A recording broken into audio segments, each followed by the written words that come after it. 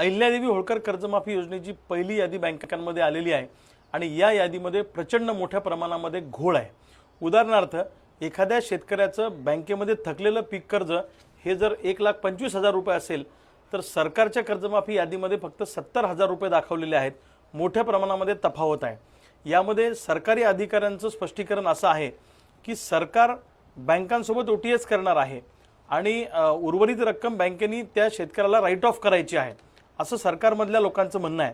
पण याबाबत कुठली सुस्पष्टता सरकारने अजून केलेली नाही।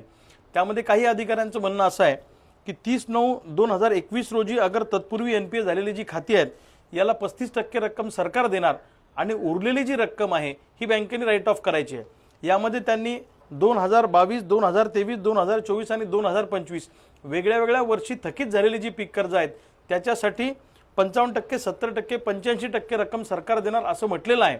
परंतु या बाबतीतली कुठलीही सुस्पष्टता सरकारने केलेली नाही आणि बँका मात्र वरचे पैसे भरून घेण्यासाठी शेतकऱ्यांकडे तगादा लावत आहे।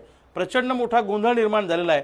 त्यामुळे सरकारने या बाबतीमध्ये स्पष्टीकरण दिलं पाहिजे आणि 2 लाखापर्यंत जर तुम्ही सरसकट कर्जमाफी करणार होते तर ही ओटीएसची स्कीम आणली।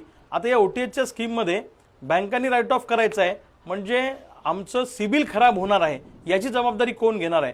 त्यामुळे सरसकट कर्जमाफीचा जो सरकारने शब्द दिला होता तो सरकारने पाळला पाहिजे असं आमचं स्पष्ट मत आहे। आणि हा जो कर्जमाफीच्या याद्यांमध्ये प्रचंड मोठा गोंधळ तयार झालेला आहे हा गोंधळ दूर केला पाहिजे अशी आमची मागणी आहे। दुसऱ्या बाजूला रेग्युलर कर्ज भरणारे जे शेतकरी आहेत त्यांना 2 लाख रुपये प्रोत्साहनपर अनुदान दिलं पाहिजे ही एक आमची मागणी आहे।